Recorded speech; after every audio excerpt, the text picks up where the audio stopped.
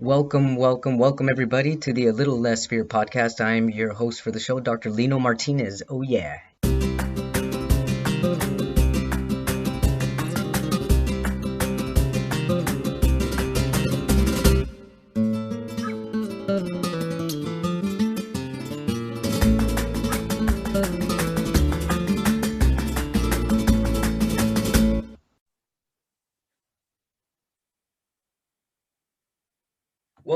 Welcome back everybody to A Little Less Fear podcast. Welcome everybody to the A Little Less Fear podcast. I'm your host for the show, Dr. Lino Martinez. Oh yeah.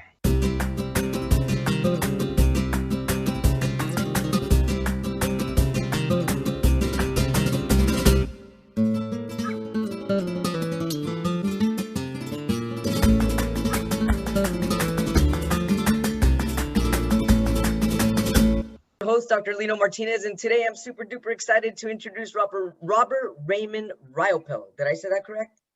Pretty close. Riopel, you got it. Riopel, like a real pal, but Riopel. All right, got you. Yep. Riopel. He's been financially free since he was 32. He's a trainer of mindset, motivation, business, and a speaker, enthusiastic and very ambitious.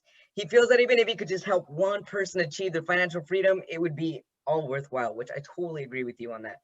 He's also the author of the international best-selling book, Success Left the Clue.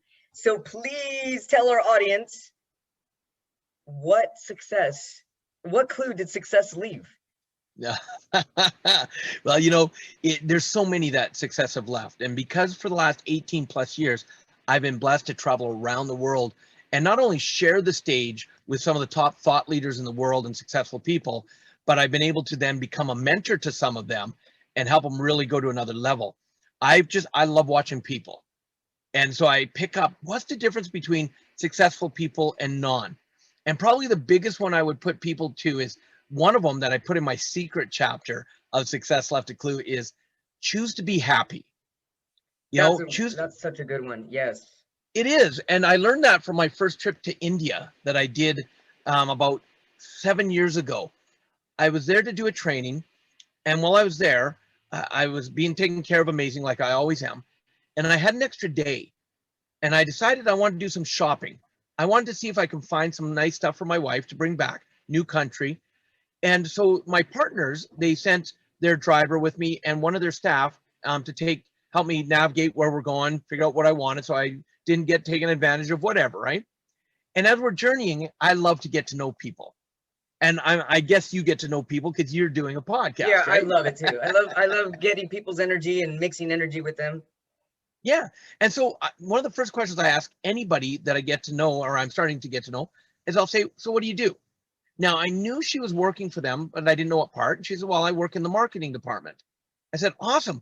My second question is always, do you enjoy doing what you do? Mm-hmm. And it's amazing how many people say no. Right. And so if they say no, the third question is, so why do you do it? And the two most common responses I get are because either I'm good at it or I make a lot of money. And let me be clear right away. Wrong answer. Right. But yet that's what most people do. So she said she, works in the marketing department. I said, so do you like it? And she goes, I do right now. And I'd never kind of heard an answer like that before. Yeah, I do right now. Okay. Now? And I said, so clarify, what do you mean right now? She goes, well, I'm going to be getting married next year. And so I probably will then become a stay-at-home wife and that. And it's Lino, right? Is the first name? Yeah, Lino, you got it. Yeah. I can be a little clueless like most guys. I asked her, I said, oh, you're getting married. Where did you meet your fiance? And she looked at me and she goes, I haven't met him yet. We'll meet at our engagement party. And all of a sudden started kicking in an arranged marriage. Oh. And so I'm a naturally curious person. So I said, I've never known much about that. Can I ask you some questions? And she said, absolutely. I said, so, how does that work? She goes, well, in India, there's two types of marriages. There's arranged marriages and there's love marriages. I said, okay, so an arranged marriage. So you're going to meet him for the first time at your engagement party. When do you next meet him? She goes, on our wedding day. Wow. And I said, so how does that work? Does it tend to turn into love, how, I said, I'm curious. And her answer really kind of amazed me. She goes, sometimes it does, sometimes it doesn't. And I said, well, how do you handle that? Yeah, She great said, well, question. she goes, I go to the advice my mom gave me. I said, what's that? She said, my mom told me that choose to be happy in your life. And then that way, no matter what situation you're in, at least you have happiness. But if you're That's so waiting for powerful. it, right. And it brought me back to that we all have choice. Some people may go, I don't have choice. And it's like, yes, you do. No, this happened to me, or I had no choice. I had to do that. True. But there's an equation I love to teach people that says this: E plus R equals O. Now that means it's not the event that equals the outcome. It's the event plus how you choose to respond to the event that's going to equal the outcome. So when she said choose to be happy, I went, what a brilliant way of looking at a response. Because even in some dark times in your life where you felt you had no choice, you can say, you know what, I'm going to choose to be happy and still have a good life. So how can somebody choose to be happy if they're just feeling down in the dumps? Let's just say, you know what, it's been 2 weeks, my life sucks, I'm feeling crappy. How can you just tell me to choose to be happy? I can't just choose to be happy. Yeah, well, one is start looking at the good things in your life. Mm-hmm. I'm a big believer in having a success journal.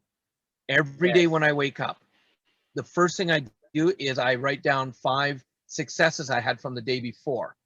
Now, over the years, that's morphed to where I write down 5 successes and or gratitudes.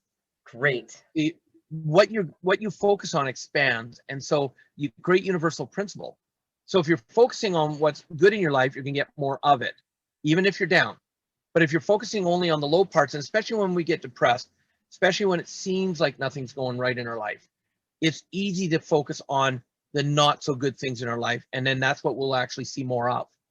We'll I actually totally agree attract with more you of. on that. Yeah, I totally agree with that because I also have a gratitude journal, and it just seems like when you list it, it's like almost your to-do list. So no matter what, you're going to be grateful even on your gratitude every day for the same thing on your Yeah, gratitude list, and it becomes your to-do list to become more and more grateful every day.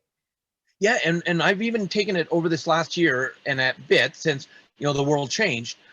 I've taken it to a whole new level because I used to went from my success journal to my success and gratitude journal, and I find I would all of a sudden think of someone at random, and I'd write their name. And then as I was doing that, I'm going, well, I thought of that person for a specific reason. Why am I grateful for them today? And I bring it to my mind. And I thought, what if? And so I started going on to, say, Facebook or however I might be able to connect. And I went to type a message just saying, hey, thought of you today, grateful for you in my life, wanted to reach out and say, hey. And I thought, why am I typing it? Mm-hmm. And I started recording messages. That's And beautiful. say I thought of you as in my success journal. It might be a simple message of, hey, Lino, it's Robert here. I just wanted to reach out because today you just came to mind when I was doing my success and gratitude journal, and you came to mind because of, and I'll say the time why I thought of them, Yeah. and I just wanted to reach out and say thank you for being in my life. Now, when I do it with no attachment of that they get it and respond, Yeah, that no they say thank you. expectation. Exactly. And a lot of them I don't ever hear back. But what's cool is the ones that I do, and all of a sudden they're like, wow, I needed that today. Or thank you, I've been thinking of you too. And some of them we've made reconnected after years of not necessarily being connected because life got so hectic. And then so that's one way I've kind of transformed how I do things. But the other is, especially when you're feeling down and depressed, Mm-hmm. research shows is that most depression, unless it's chemically induced, and I Mm-hmm. heard you say you're a doctor, correct? Yes, in clinical psychology. Okay, so then you can back this up or tell me I'm full of crap. You're But not, you're right a on. lot of times, they say that a lot of people, unless it's chemically induced for depression, is because they're focusing so much on themselves, Mm-hmm. and that spirals because they now think about what's going wrong. And so the other thing I encourage my students to do, and we started doing this, is I said, especially in this time, they call it social distancing. Mm-hmm. To me, that's the worst thing it could have been called. Physical distancing, fine, to keep safe. But now Yes. more than ever, people need to be social. And one of Yes, the easiest ways to get out of your own head and out of your own way is to help other people, even absolutely. if you're not feeling like it. So I said, let's do a simple experiment. Every day at random, just message or call out to 3 people and ask them 3 words. How are you? And then just let it go from there. Such a And virtuous when we, action. I love it. and all of a sudden people started reporting back to going, as I'm talking to other people and getting sparks in their life, I just started noticing I started feeling better. And I'm like, and you don't do it to feel better. You do it to be of giver's gain, I call it. Mm-hmm. Because when you're going to give for the just the ability to impact and maybe help someone, then what you benefit is not the reason you do it, but what you benefit can be mind-blowing. Oh yeah, absolutely. And you're just gonna keep it coming. The more you give, the more you're gonna get. Yep. Yep. I'm really interested to know about your financial success. You became financially free at 32, which is very, very young, and with a lot of student loans out there right now and everything, and loans to get a house, or even I'm living in California, and I mean, I'm living in Pasadena. To even think about getting a house out here is like, whoa, that's crazy. So Yeah. I'm really curious to know, how did you clear your financial debt? How did you do that at such a young age? Yeah. Well, I first of all being willing to admit that I needed help, right? Yeah, Uh, that's a good one. A lot of people are not even willing to admit that, and they just get because yeah, deeper and we've deeper been into a taught. hole. Yep, you got to be strong. Don't ask for help. And unfortunately, the school system teaches us to have to try and figure it out on our own so much. Yeah, I'll And say. so when we get into the real world, all of a sudden it's like, no, I can't ask for help, Hmm. or I can't do what someone else is doing because I'd be cheating if I modeled their way. And so we wonder why we struggle. That's a whole rabbit hole we could go down. But my wife and I, and I'm very blessed, my wife and I, we met when we were 13. We started dating when we were 16, and we got Oh, that's married when we lovely. were 19. That's And we beautiful. actually just celebrated our 32nd wedding anniversary. Congratulations. Yeah, thank you. And when I was taught growing up, work hard and stay loyal to a company when you work for them. And both of our families were, you find a job, whether you like it or not, what pays you the most, gives you most security. That's the job you do to take care of your family. Uh-huh. So even if you hate it, you do it. And to me, that's no way to live. No, But it's not the way to be happy. well, and that's what I was taught to do. So that's what I started doing. When all of a sudden, by the age of 21, I'm now being laid off from my 3rd company that I thought I was going to work a lifetime for. Thank goodness it happened then, because it taught me a message, Lino, that no matter how big the company is, I'm just another number. That's right. And, in decades ago, it wasn't uncommon for someone to work for a company for 40 years. But in today's instant society, research shows that the average person will have 5 to 7 completely different careers in their lifetime. That's crazy. Right? Yeah, So and school here doesn't we teach you are. about that. Nope. So here we are. I'm being laid off. I'm fairly newly married. I'm still a newlywed. And I'm like, I go out and look for a real job. But we're in an economic downturn in my province because oil prices are down. And where I live, if oil's down, there's no work. Hmm. And I look for that real job. And out of necessity, I start delivering pizzas for Domino's Pizza. And I actually start making more money doing that than I made in my real job. Wow. From there, I was able to become a manager. My wife became my assistant. And all of a sudden, a year and a half later, we're qualified to be franchisees when we find out our franchisee selling his 2 stores. And we're stressed out because we know the managers are automatically let go because the new owners come in and want to do things their way. So my Right. mindset went, we better start talking to other franchisees and find new stores to manage. And my wife's like, why would we do that? I said, what do you mean, why would we do that? She goes, why don't we buy the store? And I looked at her and I'm like, because we don't have money. Uh-huh. Right. But what we do have is we have passion. And so we started learning, how do you buy a business if you have no money? And it took about 4 months of making a lot of mistakes, but we learned every single time something new. We ended up actually being able to buy both of the stores he had for sale, and we did it with no money of our own. What was one of those mistakes that you were able to overcome? Oh, like, hey, say you were looking for the money and Mhm. and you needed a loan, and you came to my service, and all of a sudden I'd say, Lino, I'll tell you what, I have the investors. They're going to be a little bit higher interest rate, but I guarantee you I can get you a loan, but you have to pay my upfront fee of $1,000 first. So we'd pay the fee. A week and a half later, oh, sorry, none of my people are willing to lend you the money. And the fee's gone. And I won't say we weren't upset, we were, but we realized there was nothing we could do because we'd signed contracts and all this, and they had little clauses. But we learned something new every time. And our bank, we had stayed away from them, one, because we didn't have enough confidence to approach them. Mm-hmm. But two, we couldn't get an appointment with our the business manager. Mm-hmm. And so it's about 4 months in. We've made a lot of mistakes, but we've learned, and we now know what to say, what not to say, and we're confident. Mm-hmm. And we're in talking to our bank manager, who loved my wife and I because she knew we were hard workers. We're only 23 at the time. And we're in her office. She goes, and she'd helped us buy our first house. And she's asking how things are going. We said, good, but, we just can't seem to find anybody to finance the store. And she goes, well, have you talked to Grant? And we're like, no, we can't get an appointment. She's like, pardon me? Well, we get no call back or anything. She says, come with me. Mm-hmm. And she takes us by the hand and walks us across the bank, knocks on his door and says, Grant, this is Robert and Roxanne Riopel. They're great kids. They're looking to buy a couple Domino's pizzas. Take care of them. That's wonderful. That's so awesome. Yeah. Big note to your listeners, be great, have great relationships with your bank. That's a good one. Get to know who the managers are. Don't just be a client and only hear from you when you're grumpy. When you go in, you be like, I'm serious, because that introduction, he sat us down. Yeah. And we're talking, and next thing you know, because we knew what to say, how to say it. We knew that we wanted to buy assets, not the company, all this. We ended up getting 100% financing for both stores. No money of our own needed. And we became franchisees, right? No. Hey, and at that time, 23 were franchisees, and we're like, we've got it made. We're now successful, right? Yeah. But here's what also, because I'm very big on being very transparent. Don't think that my wife and I were brilliant, that we are brilliant. We've made a lot of mistakes.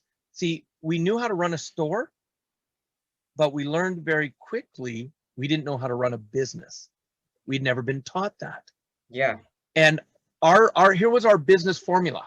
If there's money in the bank, we must be doing okay. Mm-hmm. We didn't know about profit loss. We didn't know about balance sheets. And after 2 years, when we finally got our all accounting caught up, people looked at us and go, how did you make it 2 years? You guys should have gone bankrupt. Wow. And we were like, well, we didn't know what we didn't know, and there was money in the bank, and we were able to make it happen. Yeah, and you just kept going. We did. And we were franchisees for 9 years in total. And we started doing pretty good after the 2 years. And we started making pretty good money. But our mindset, our understanding how we were raised, we started spending more money than we were earning. And by the time we were franchisees for 8 years, we're over $150,000 in debt and going down quick. Oh, man. Financial stress is got to be the worst. Oh, yeah. And that's when we were introduced to personal development. We ended up in a 3-day weekend that not only we understood how we got in debt, we took responsibility that we created it. And more importantly, we learned practical skills to get us out of debt. One being simplify. See, we had all the toys.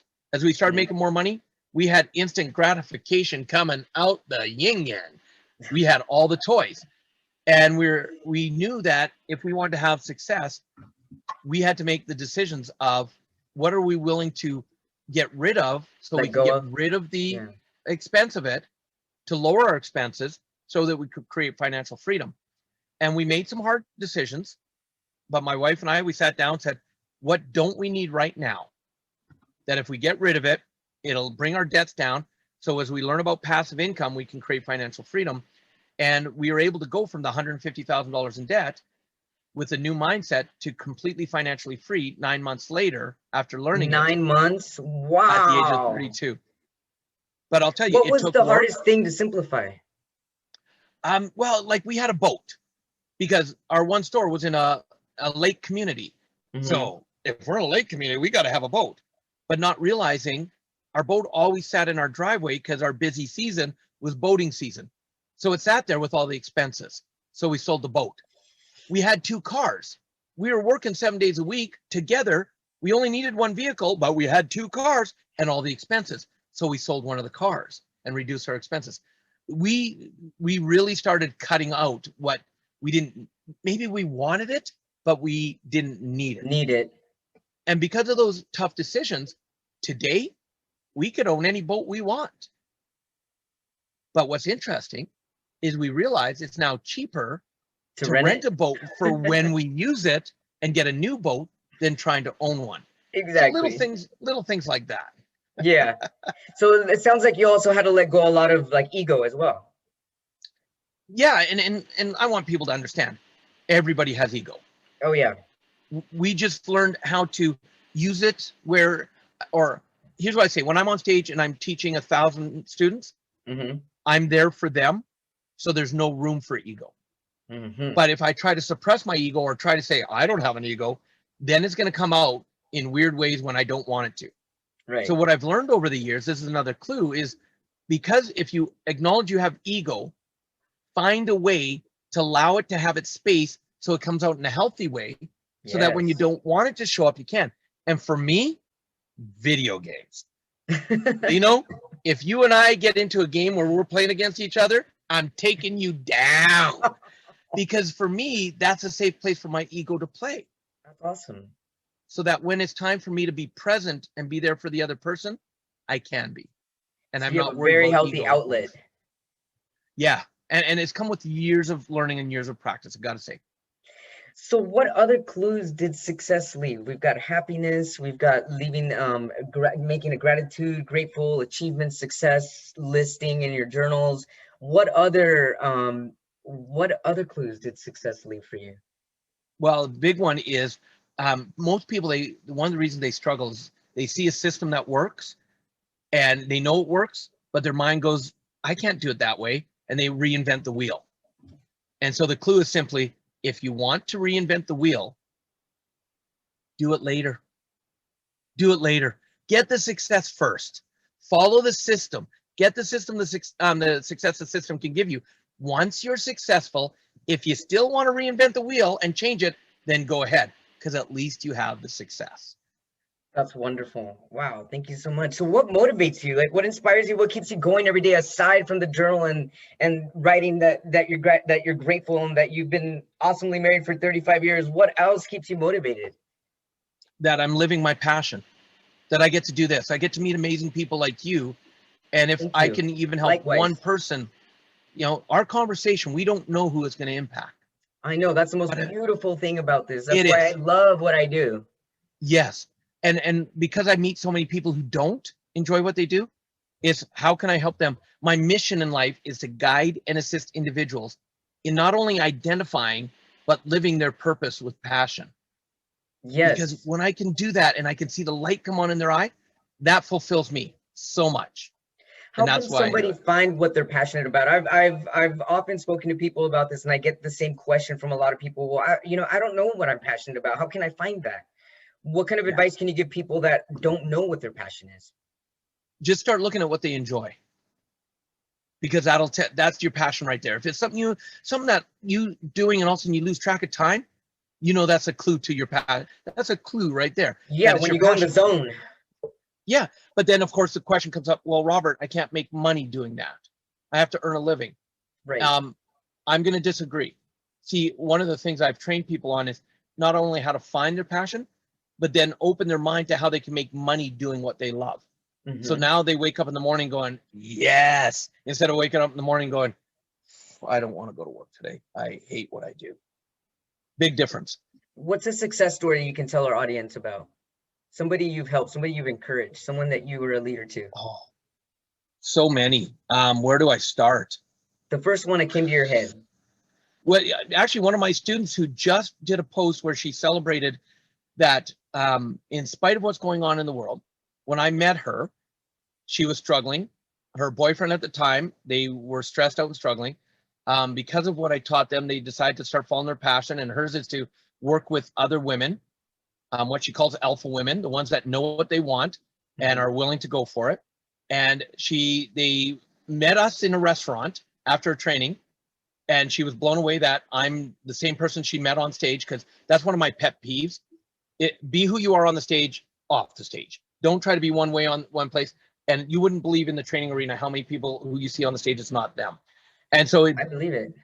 we were sitting there having dinner with business associates after an event, and all of a sudden they were sitting at another table, and she came up. She's like, "Hi, you know," and I don't want to disturb you, and I'm just like, "Hey, how you doing?" And we had a great conversation, and then she talked about how it inspired her, and I ended up being on her boyfriend's podcast a couple months later, and thanked us, and all this.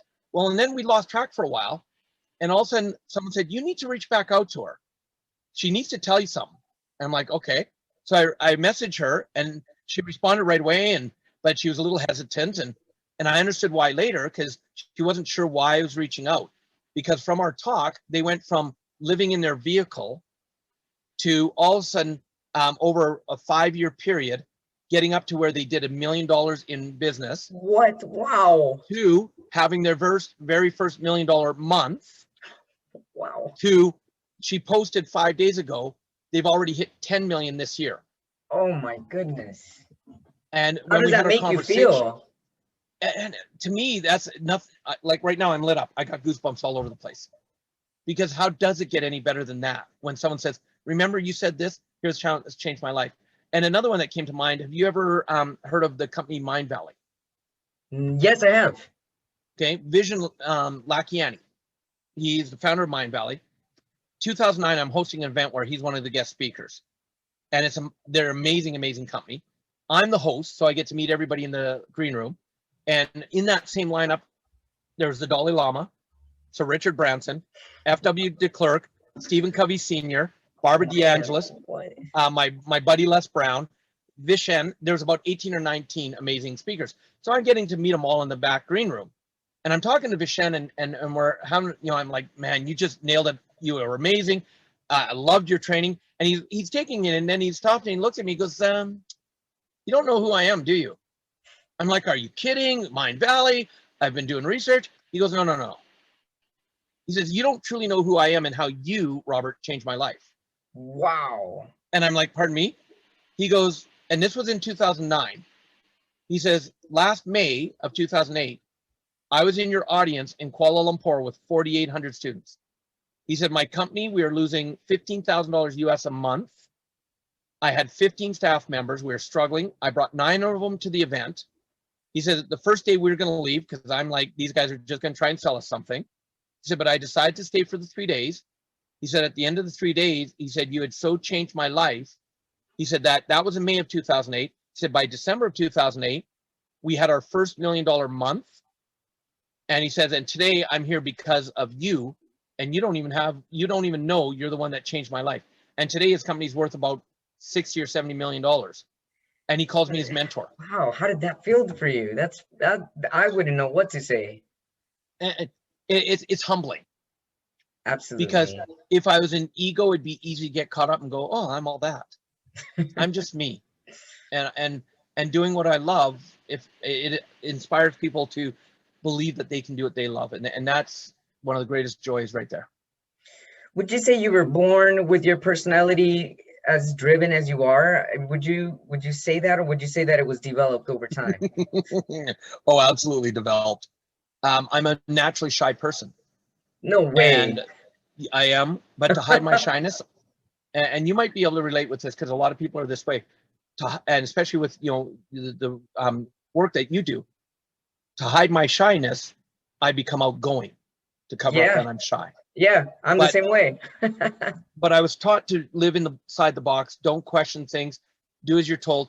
And it was my wife who we say corrupted me in a good way. I was innocent until she came along, and she started teaching me how to think outside the lines and how to think outside the box, and to quit just not questioning, if someone said this is the way it is. She taught me how to figure out for myself. And I have no problem saying I would not be doing what I do today if it wasn't for my wife.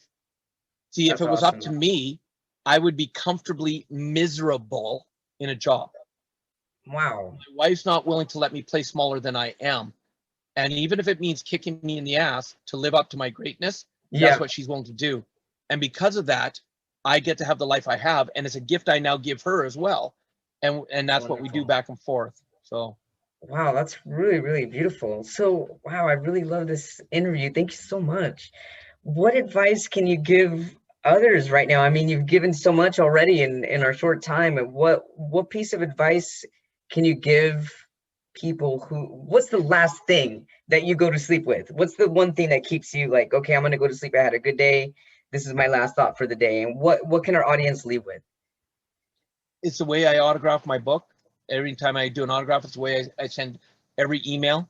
I end with always live with passion. Always live with passion. Well, you know what? I'm gonna remember that, and I'm writing it down because I will do as you say. How can our audience find you on a social platform? Yeah, if they go to Facebook, they can find my fan page. Just put my name, Robert Riopel, in there. They can follow me on my fan page. And, as a gift for having me on your podcast, my book, Success Left a Clue, I'm now starting to write my second one, which is called The Authority Key. And we Excellent. launched my first one 4 years ago. And what I would love to do is your listeners, because they are listening to your show, I would love for them to actually get the PDF ebook version of Success Left a Clue as our gift to them. That that's wonderful. And how can they find the PDF? They just simply go to robertriopel.com and they'll be able to download the PDF. But it comes with a condition, I'll call it. Sure. What's the condition? It's not a book that you just read. I cover 6 steps to have an amazing life. And step number 3 is taking action. And that's what most people don't do. So I wrote it as a manual. And so basically, I'll give action steps all the way through. And when it comes, I'll say, now don't read any further until you've done this action. And then the next chapter starts with, did you do the action? If not, stop reading right now, go back, complete the action. Because I don't want people to just read it, put it up on the shelf, and make it shelf help. Right. I want them to actually do it. Do the work. I want them to, that's right, do the work and watch the amazing life you can have. Will it be always easy? Absolutely not. But is it worth it? Yeah. Absolutely yes. It is, because you're planting seeds and you're going to watch your tree grow. That's amazing. Yep. Thank you so much, Robert. This has been really amazing. I took notes. You've motivated me. I'm excited. I'm hyper. I even want to go to the gym already. I really hope you enjoy your life, and I really hope to reach out with you again in the future and see where you're at in the next 6 months. Yeah, any way I can be of service, reach out. You now have connection with me. I'd love to hear from you, and I love to connect people. So if there's any way I can assist, do not hesitate. Thank you so much. You're really a Buddha jewel. You really are. Thank you so much. And many blessings to you and your family. Thank you so much. Thanks for being on A Little Less Fear podcast. Take care.